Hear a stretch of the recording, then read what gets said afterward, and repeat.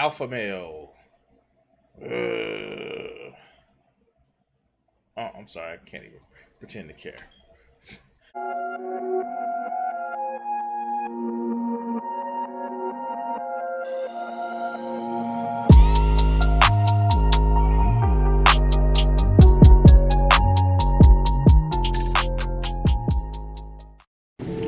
I want to say thank you to all of my Patreon supporters who help support the channel. Also, I want to say thank you to my Twitch subscribers. Help the channel out by donating or go to patreon.com. Thank you. Let's let's see what this new channel that I picked up actually has to say about alpha males. So let's go. All right. So I came across this channel not too long ago. It's Josh Strife says. And it's actually an interesting channel. Here, I guess he does YouTube videos and Twitch channels. And by the way, if you haven't done so, go ahead and watch his channel, subscribe to his channel. It's actually pretty interesting. I know he recently did a video that I saw about reaction content, and this is why I want to make sure that I, address the channel himself. And like make sure I give him all credit, because there are some people that are assholes when it comes to reaction content. But he was actually had a pretty good take. But I thought this take was actually pretty good. So let's actually watch this and why don't fall for alpha males, please. Kelly, my goodness, thank you very much for the donation. That's remarkably kind of you. Glad to finally catch a stream. I was wondering, any recommendations for improving one's general speech? Always admire the vocabulary of your content and how smoothly it's spoken, and I strive to improve my communication. That's a really good question. So this was initiated by a question about improving speech.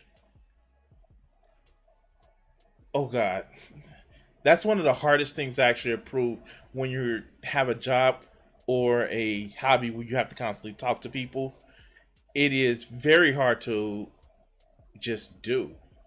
But let's have a chat about this. Let's go. So when I was in university, I used a lot of what we call nesting phrases, which are the, interestingly, only universal human sound from almost every culture and every language, and that's when people say, or they fill silences with noise.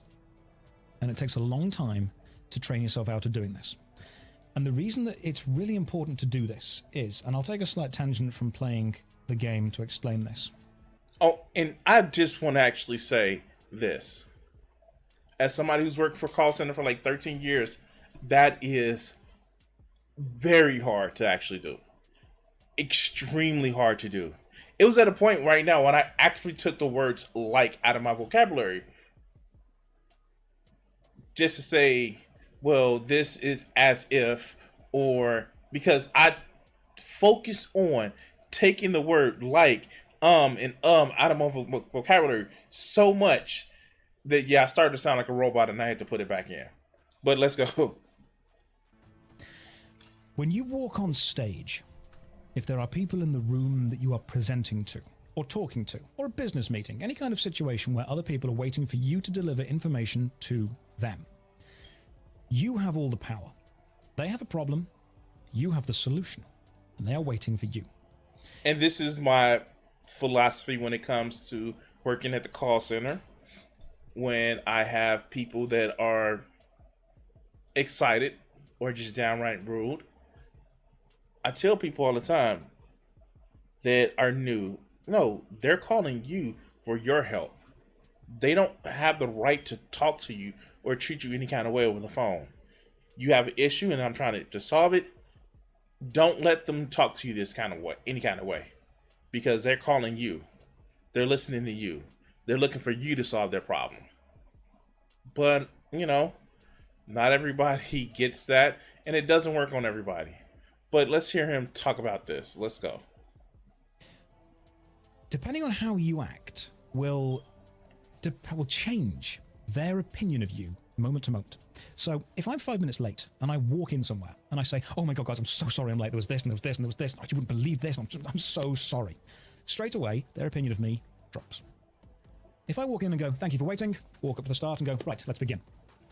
Their opinion of me, even if they might be annoyed at me, which is totally understandable, I am late, their opinion of me goes up slightly. Their respect. So that's actually really telling. And I know that there are people just in leftist spaces that think being humble is the same thing as being self-deprecating. And that's why you see a lot of people who are on the left that aren't as self-deprecating as the stereotype is. They seem to get shunted off to like, oh, you're just being a reactionary.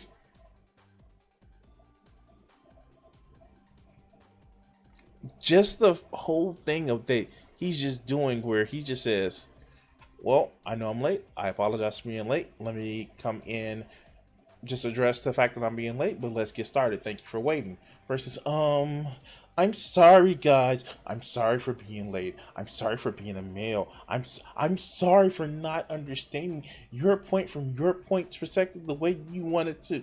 No, just address the problem and go from there. But let's go. The admiration, the annoyance, absolutely, but also the authority I have in that room.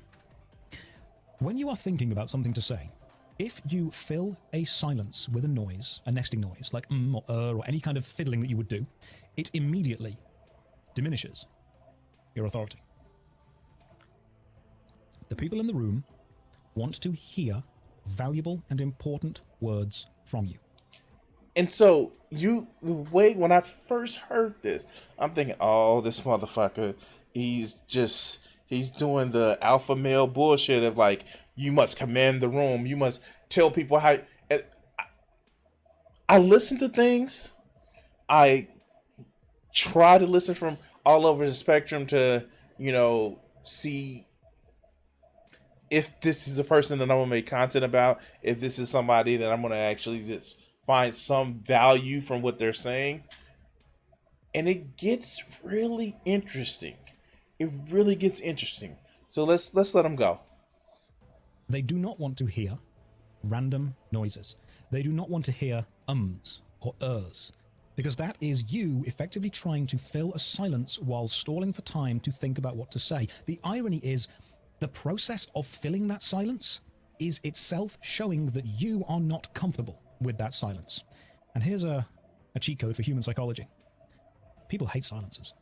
They hate them. Oh, yes. Absolutely everyone hates that awkward silence.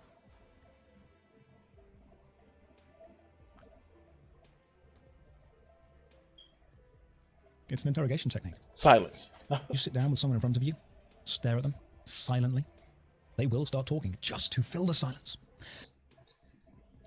He's not wrong. He's not wrong at all. He's not wrong. So if you start going all the time, you are showing that you are just as annoyed and afraid as that silence as they are. Don't be. Walk into the room straight away. Thank you for waiting. Let's begin. And if you can't think of something to say, take a minute. Let that silence happen. Hold it. They will be far more awkward than you are. And then speak. As far as how to become more eloquent, honestly, watch people who are way better than me. There are many, many eloquent people, because if I was to show you all of the outtakes that I have when making YouTube videos, they could fill an entire video themselves. I've got so many outtakes where I mess up so many lines, and I script and record everything, and I fall over and trip over my words all the time. And this is where I was like, oh, yeah, this guy isn't pretending, or this guy isn't showing that, hey, maybe I'm the best. No, he's accurately saying that I make mistakes. And if you saw all of my mistakes, then you would not have this admiration or this false admiration, this whole imposter syndrome that so many people have. This guy, is literally saying like, hey, I mess up too. It just takes practice. Don't be afraid to like mess up. And that's when I knew, Oh shit, he's actually just giving advice to people. But let's go. But you don't see that on YouTube because I edit it out. Why do I do Twitch? Well, for one of them, it's because I enjoy interacting with you guys. For the second reason, it's because this is my challenge to not trip over my words, to not say something I'm going to get cancelled for without meaning to say it. This is my challenge to see if I can constantly, on my feet, think without saying or for about 2 or 3 hours. When I first started my YouTube Twitch journey, that was one of the things that I wanted to do. I've been doing YouTube Twitch for like 7 years now. And I did want to use it as a way to practice my call center voice. Now my call center voice is it's just fucking it's awesome. It definitely can take some room to improve. I'm not gonna lie, it can take some definite room to improve. But I started like using what I was taking from Twitch and YouTube and then taking that practice and using it for my call center job. And it reversed, started using my call center, having to have the answers, having to think on more than one problem at a time, and still talk. And it just became cyclical of me working on this skill, working on that skill, working on this skill, and it's going back and forth. So yeah, what he's saying right now is something that is fucking awesome, and you never know what skills you have until you try different shit. But let's go. And it's difficult, and I fail a lot. But the failures are the stepping stones to improving. So, if you want to improve your own vocabulary or improve your presentation, look into stopping to say and ers, and when you catch yourself doing it, forgive yourself. You don't need to beat yourself up, don't need to be angry, just stop and chill. So what I'm saying is this is all pre-recorded, yes. Can you say every 10 seconds for the next 5 minutes? I can try, yeah. Only trails, hey dude. Okay, so this is the part when it gets so annoying, and not because of what he says or the message he conveys, but yeah. But I like that part about if you're working on something, forgive yourself if you mess up and still keep working on it. I did a TikTok recently about it, but let's go. It's good to see you. How are you doing? I am finishing the Giants Foundry quest at the minute, and what we're trying to do at the minute is just see what Kovac needs with everything. Okay, so how do I go about setting up a mold, sorting the parts? So now I'm doing all the stuff people normally do. Are you seeing how irritating it is and how damaging it is to the authority that you think somebody has when presenting? Very, very, very, very. Being told to sort of make 3 parts, blended tip. The quest guide changed. Use the mold jig, select each part, each mold is different. I'll go back and have a look at yeah, kinda. I'll go back and have a look at all this. I want to just right. Very fucking annoying. Let's go. Okay, so we've got the mold jig, forte, blade. Can you see how irritating it is? That's another thing that people do all the time. When you are reading something, if someone else is watching you read it, if it's time sensitive, people tend to do that thing where they mumble the words to themselves. They constantly mumble it. Like if I was doing it now on screen, I'd be like... Hold on, guys. I'll be right back.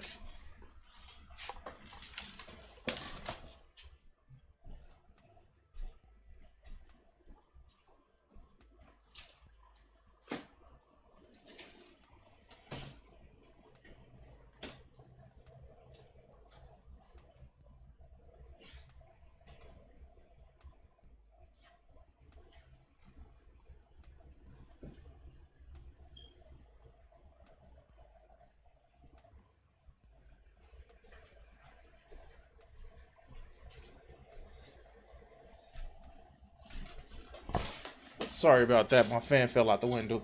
Let's go. Mold setup, commission, flatboard, 4-day, blaze, temps. Here's the truth. No one actually reads like that. The only reason people say those noises, say those words, is because they need to let other people around them know that that is the point they're reading right now. And they need to let them know because they value that person's opinion and authority greater than their own. If I need to read something and there's people in the room with me, I'm not going to mumble the words out loud. I'm just going to read silently to myself, and at the end be like, okay, I've got it. And that what that causes is everyone else to wait for me. And it sounds incredibly arrogant that you can force people to do that, but when you become comfortable with doing it, you very quickly understand, and this unfortunately is where the whole NPC culture has come from. You very quickly understand that a lot of people are very uncomfortable when they are the center of attention or other people are waiting for them. Now, the reason I hate the whole NPC discussion, and this was a separate tangent we've got. So he did just go over some things, and you hear it just straight out. Just red flags pop up. Wait for people. Wait for you. People, you just respect your authority. Respect your authority. Yeah, that really sounds like it's hitting that red pill bullshit. But is it really? If somebody's coming to you for information, if somebody's coming from you for your expertise, if somebody's coming from you just for your opinion, is it disrespectful to show that authority, show that confidence? Is it disrespectful? But let's go. Got to go off on for a second. When you say that someone has main character, is this now an alpha male guru stream? You know what? Yeah, it is, except most alpha males get it wrong, because what they think is alpha is actually arrogant, narcissistic, sociopathic, and downright rude. First of all, the entire study about alpha wolves was already flawed in itself, and the person that did the study has come out and said this only seems to happen in captivity. So if they're referencing the whole alpha wolf thing, you know, there's always an alpha wolf, you're already actually putting yourself in the position of a creature that's in captivity. And Damn. You'll never hear these red pill guys actually say that. You'll never hear these red pill says, "Oh, the study is it came from somebody who literally misunderstood the behaviors of how people act in how wolves act in captivity." Wow, I can't say that word. You'll just hear "I'm an alpha, you're a beta." And even when you look in nature, and you see who are the leaders of different groups, let's say our primate cousins, you know the biggest and the strongest isn't the ones that are mostly chosen. It's the ones that actually help others most that are chosen as leaders between our closest primate cousins. But let's go. And then people have gone on to say, well, actually, it's the sigma, it's the theta, it's the this, it's the that, it's the other, it's the next one, it's whatever. All you're doing is going through the Greek and the Roman alphabet trying to find letters that outrank each other to say that you are greater than somebody else because you're putting yourself higher up on this imaginary hierarchy.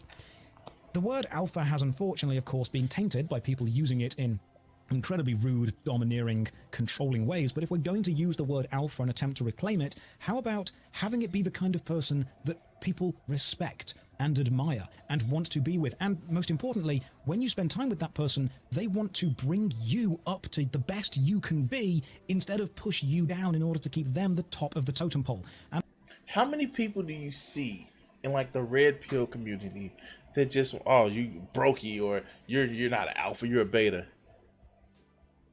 Dude just actually effectively used my catchphrase. Be the person that you want to be around and not who you just want to be like. That's the whole message. If you are a leader, if you are somebody that people look to and respect their opinion, to respect your opinion, you know what you're not? You're not just a dick. You're somebody that, oh shit, people want to be around me. People actually like being around me. Chris Evans. And everything you hear about that man off the sets, no, people just want to be around him. What's another actor? Like, you get so many of these actors that people just want to be around. They're cool because people just want to be around them, not because they're a dick. Let's go. And I know that I'm getting quite passionate about this, but this is something that really, really irritates me because I was a teacher for a hell of a long time. And Ryan Reynolds, people like he's a jerk off. He makes off-color jokes, but it's just like, no, people just want to be around him because he's funny, and he's just not a jerk to people.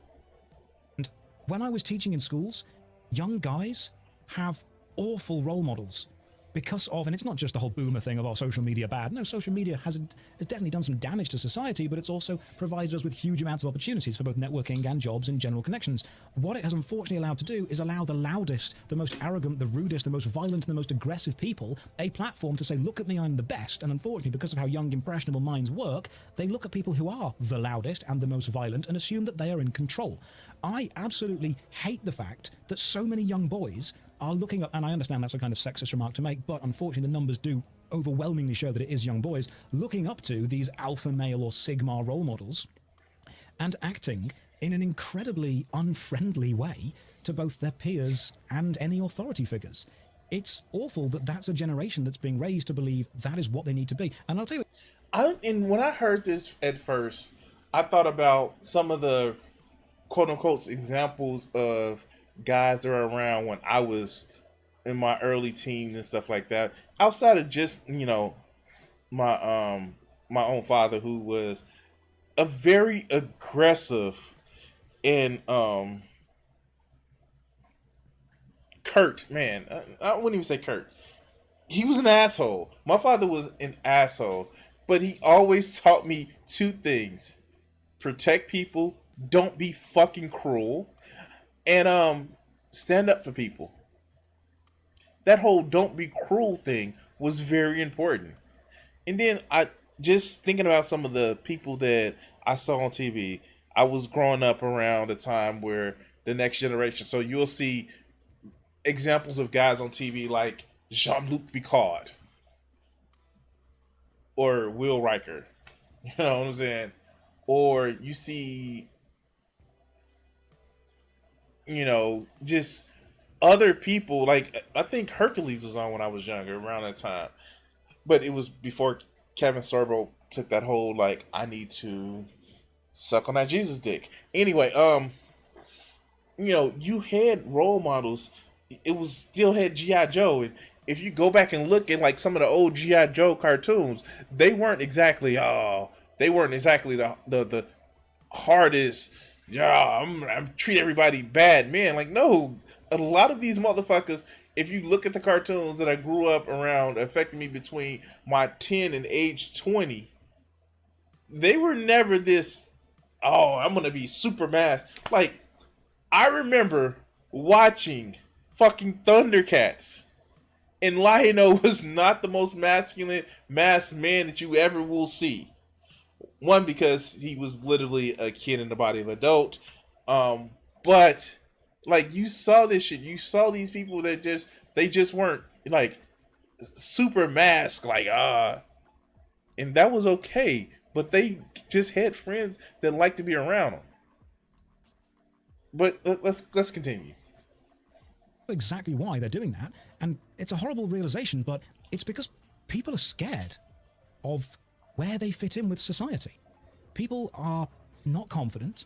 People don't feel safe. They don't feel secure, whether it's in their friendship groups, their social groups, their family groups, their jobs.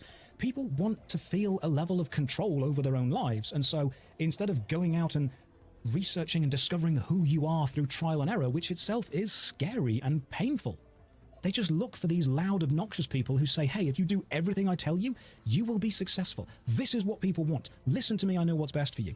And that sucks. That really sucks. You guys all know the role models, unfortunately, that these young guys are looking up to and idolizing, and they're disgusting. You want a role model to look up to? Keanu Reeves. Dude lost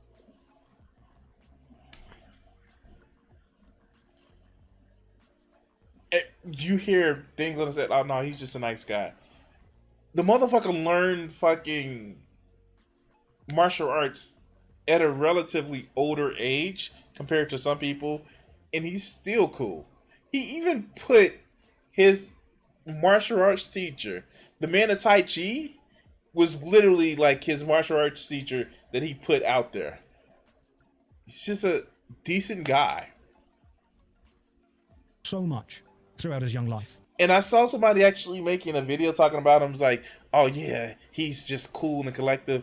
But no, when you look at him in interviews, he's engaged in interviews. He's listening to what people say. It's never, it's never just this, I'm just cool. No,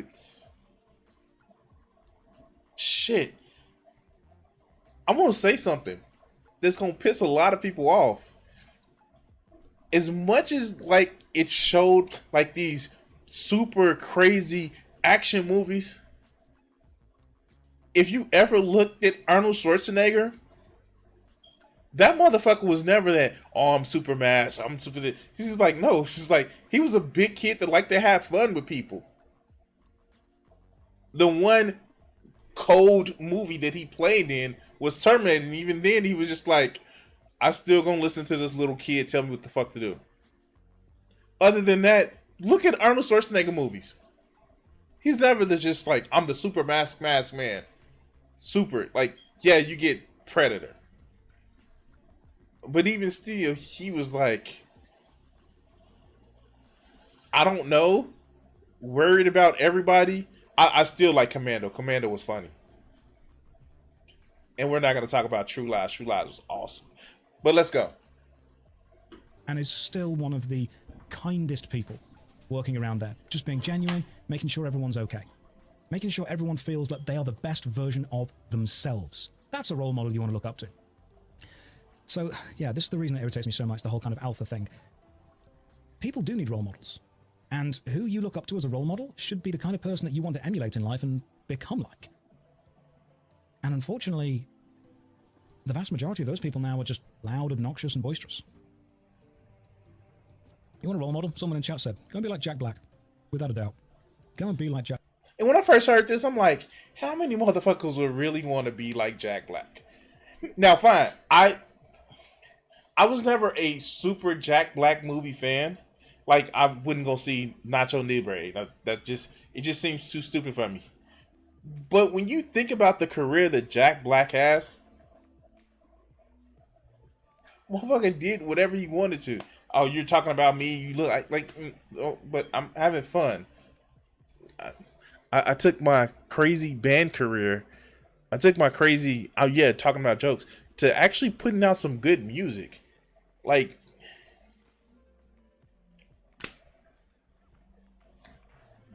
what do you, what do you expect? And he still has fun every day. Motherfucker is gray as hell right now. I seen him with his Peach's son, like when he actually did it in like the Koopa outfit. But he has fun. Is he the biggest star in Hollywood? No. But he loves the fuck he does. I think he does he still voice Kung Fu Panda? Um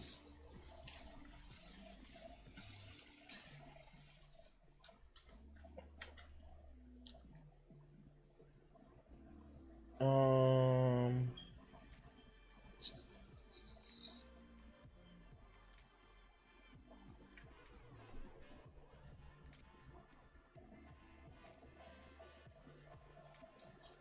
they got a Kung Fu Panda 4.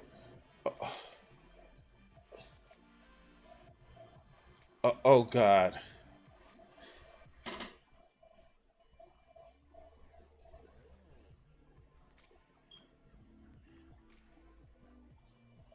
He still he still voices he still voices a motherfucking TV show. Okay. Yeah, no. And he has fun with the character. Let's go. Jack Black. I see so many young guys, especially from like high school, college level, talking about wanting all the money, wanting all the respect, wanting all the power, wanting all the admiration. Look, guys, if you're in the RuneScape, if you're in old school RuneScape right now and you've followed to help me, I very much appreciate the fact that you are just standing around alking while I'm just ranting. And see, here, this is the funniest part. What was I just saying about that? What was I just saying about this? Will Riker from Star Trek TNG.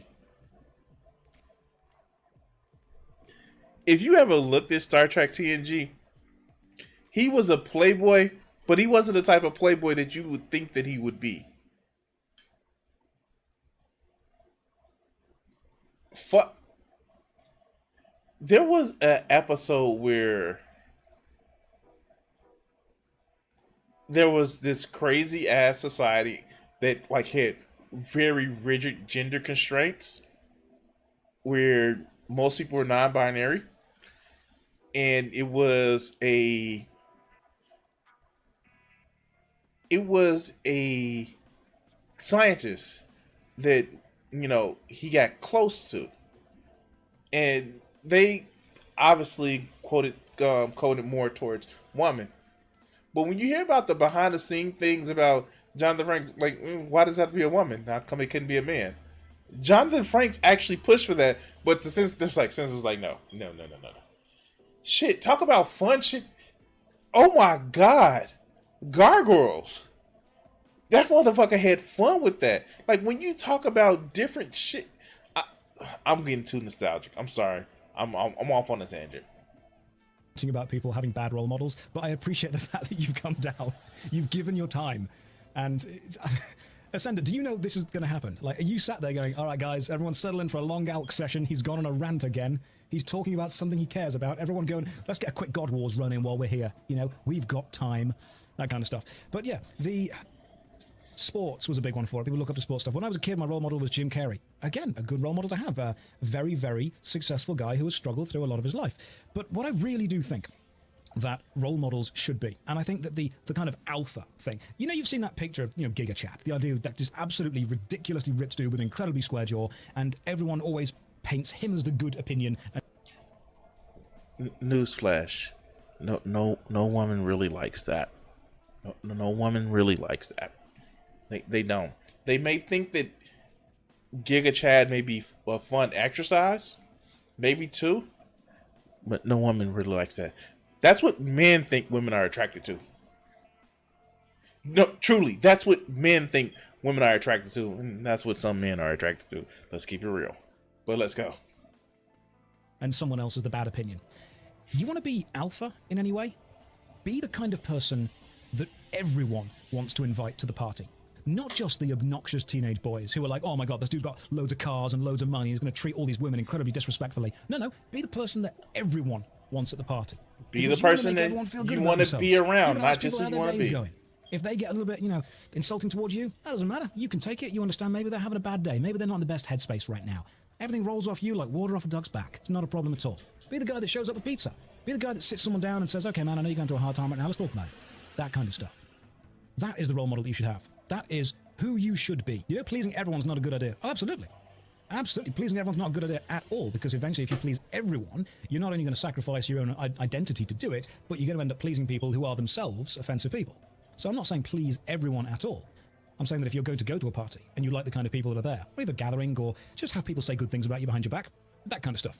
Did I play in the new D&D movie? I did not, although I definitely would have done had I been invited. I don't know about the D&D movie. I thought it was genuinely really good. Giga Chad is not what everyone wants it to be. It's what women want. Thus, men want to be like him. Again. No. Women don't want Giga Chad. Again, they may want it for a stomp or a romp, but they just don't want to be. Nah. That is, and this is a thing that really irritates me. Not you personally, but the entire idea. When people say, "Oh, what do women want?" I'm sorry. Are we lumping every single woman into this giant amorphous blob with one single consciousness that every single one of them agree on? Not at all. Instead of looking it's like women aren't monoliths, neither are men. What men want, what women want, how about just what this individual person wants? Instead of lumping everyone together into this big group, say, right, okay, what do you want? People always say, oh, I'm going to try and impress women. Okay, that's a broad demographic you're going for there. It's a very specific, large demographic with a hell of a lot of nuance and changes within it. How about, I like that individual person. I want to go and talk to them, see how they're doing. People think that there is like a cheat code, that if you do or say or act, everyone will suddenly want you, when the truth, honestly, is be respectful to people, take care of yourself as far as body and hygiene goes, to the extent that you are comfortable with, treat people with respect, talk to people, make your intentions obvious and clear, and then don't change your opinion of people based on how they do or don't feel about what you do or don't want in relation to them. Damn. This man is spitting. So, let me put it in different terms. Make sure you clean and, work out as little or as much as you want to, where it is comfortable for you. Treat people well as you would want them to treat you. If you have intentions for liking someone, be upfront with them, and if you're okay, if you have those intentions, if they want to reciprocate or not, still treat them well. That You know, if you have got a crush on someone, it's okay to tell them. It's okay if they don't reciprocate. If they don't and it's awkward to you and you don't want to talk to them again, that's fine as well. If they don't reciprocate and they understand that you're not going to change how you treat or how you act toward them, great. Just keep going with that. That's fine. It's honestly mostly. This is why I say that there is no such thing as a friend zone. There is no such thing as a friend zone. The friend zone is something where you're being dishonest with your intentions. You're only doing something because you think if I put enough niceness tokens in this person, then I'm going to get sex from it. Either you do it because you want to treat them that way, or you don't. But let's continue. About communication. It really is. And yeah, the other answer is if that doesn't work, you can just press up, up, down, down, left, right, BA, start, select, and that will get you like a partner immediately. Someone said to me when I was a teacher, how do I get a girlfriend? And I said to them, you're asking the wrong question. Change the question to how do I become someone worth dating? What do you bring to the table? And they're like, oh, I'm a nice guy. Okay, cool. That is the bare minimum. Yes. Yes. Yes. I'm a nice guy. Wait, what? So just not treating somebody like an asshole deserves you to be dating? That's not a thing, dog. I'm a nice guy. Huh? What? And I'm sorry, it's raining because it's cooling out. It's warm in my apartment, and I need to get. It's warm in my apartment, so I keep the fan open, and it's raining outside, so I was just trying to, keep everything cool. But yeah, I'm a nice guy. I'm a nice guy. Okay, bare minimum. What else? What else do you offer? I have money. What?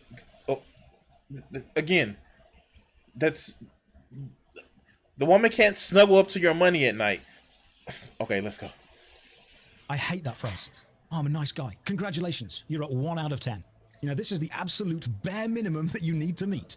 That's like advertising a film with a poster that says it has a plot. The actors are visible.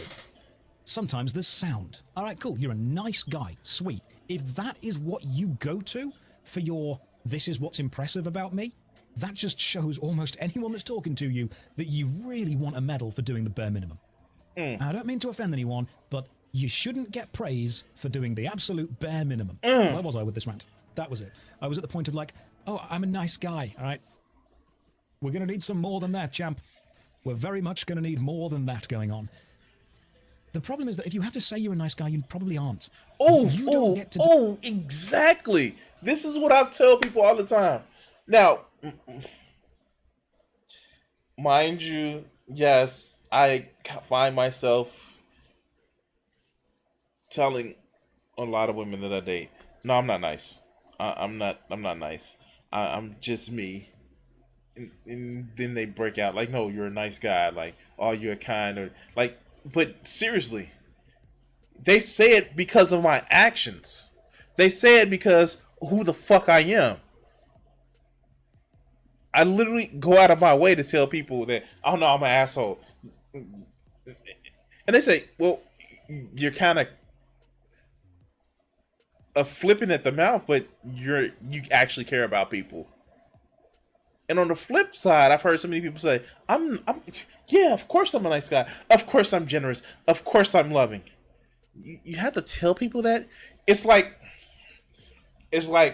when people have to say, of course I'm a Christian. You have to tell people that. All right, let's go. Decide that. That's one of the things. Other people can say that about you. That's fine. And if they do, fantastic. If someone else describes you as a nice guy, that's a pretty good sign. If you describe you as a nice guy, that comes across badly. Now, I'm not saying that the kind of specific, literal definition of being a nice guy is bad. The literal definition, oh, they're nice, that's lovely. Okay, cool, we can do more. We can definitely do more. There is a phenomenally good article on Cracked written by the then editor, I believe, Jack, and the article is called Six Harsh Truths That Will Make You a Better Person. And Wait, let's see that. Let's go back.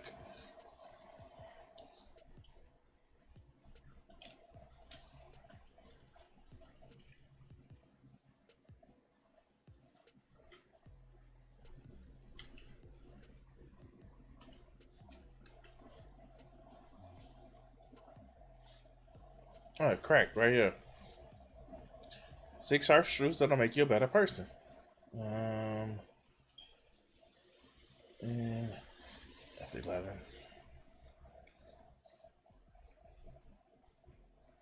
2022, motherfuckers. Let's do this. The world only cares about what it can get from you. Yeah. It's another one. The hippies were wrong. The greatest scene in the history of movies is, for those you don't watch, it's the famous speech Alec Baldwin gives in cinematic masterpiece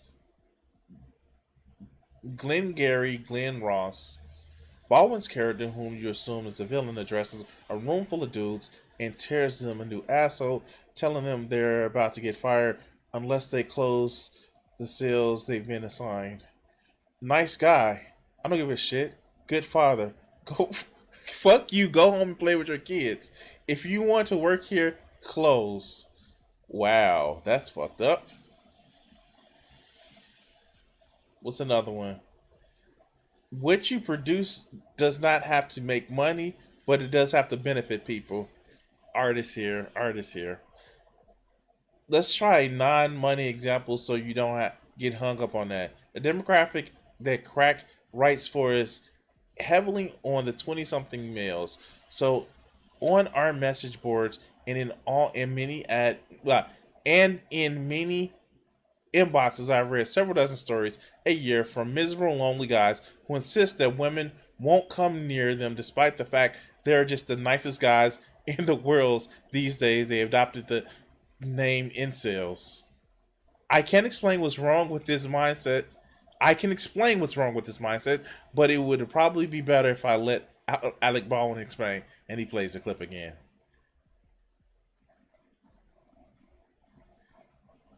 Three, you hate yourself because you don't do anything.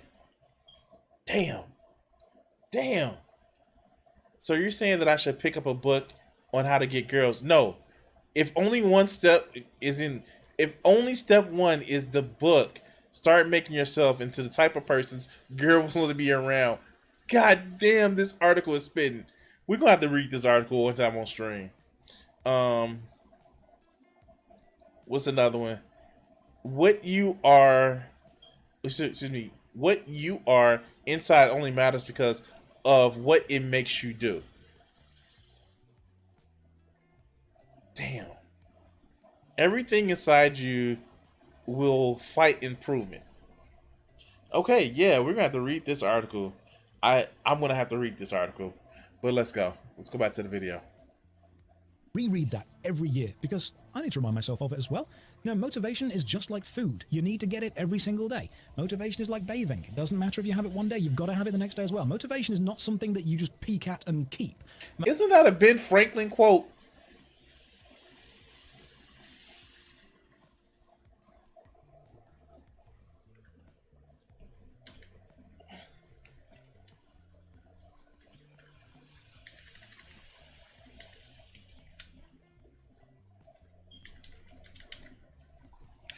Yeah, here, that is a Ben Franklin quote, or attributed to Ben Franklin.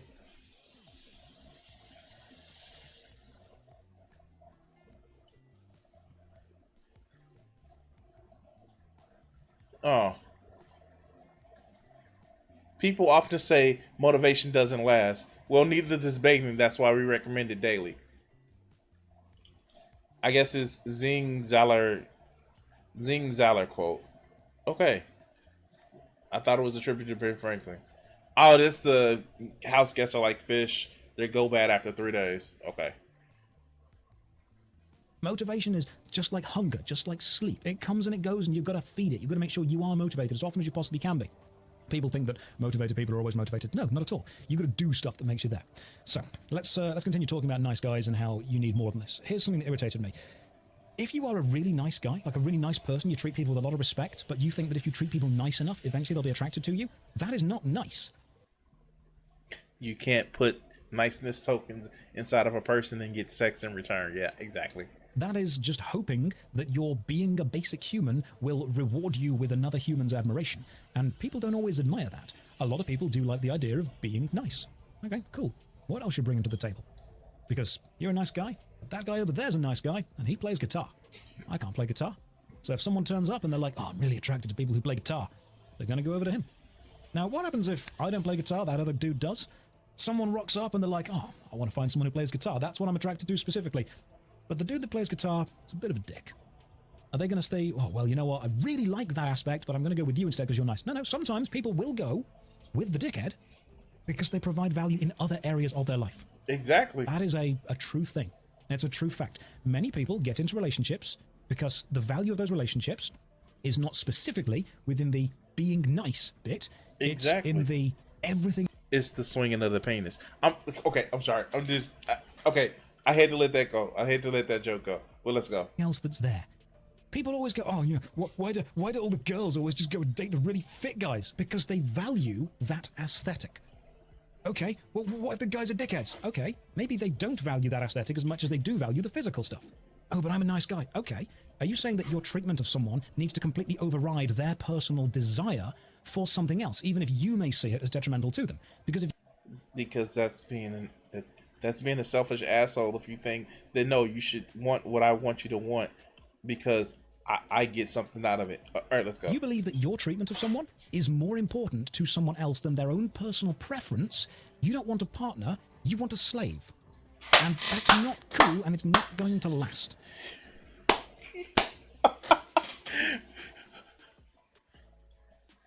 But I make a lot of money, and I'm cut, and and women should just like me because I'm not like Chad Marone, or I'm not like Tyrone, or I'm not like Chad. So are you trying to buy the woman? No, I'm not trying to buy a woman. Women don't chase up the money. So why should they? Because I got money, and they should like the fact that I can take care of them. Like a slave. No. Well, women shouldn't have the right to vote. All right, let's go. Yes, in the chat, this is going to be a long clip. That is absolutely true. Yeah, my calves are pretty toned. Is that something? Yeah, please, open. Bozy, open with that all the time. Whenever you go anywhere, just open with that. Yeah. Again, it does absolutely harken back to that kind of primal thing. That's a great way of putting it, harkening back to that ancestral primal desire to feel provided for. Different people, regardless of gender, are attracted to different things. And sometimes the elements that you have, as in being a nice person, is actually not considered an attractive trait by somebody else. You might consider it a healthy trait, which I would definitely say it is, but it's not necessarily always attractive. That's why people who are a little bit more dangerous, a little bit more bad boy, can be very sexy.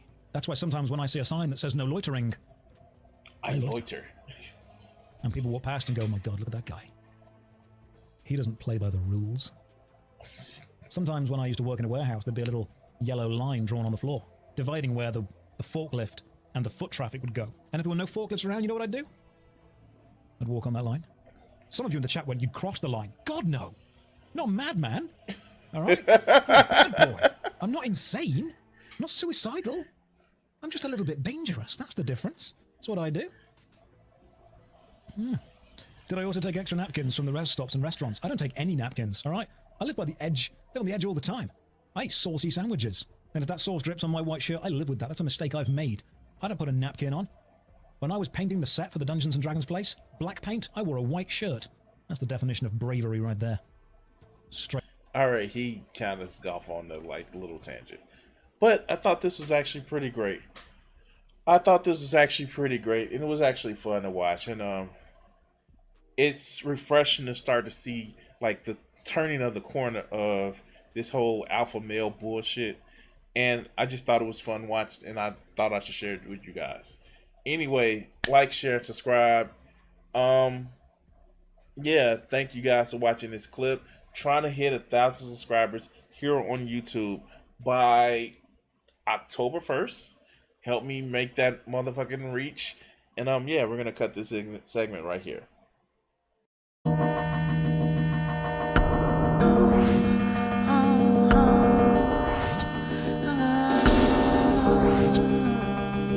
If I gave myself the power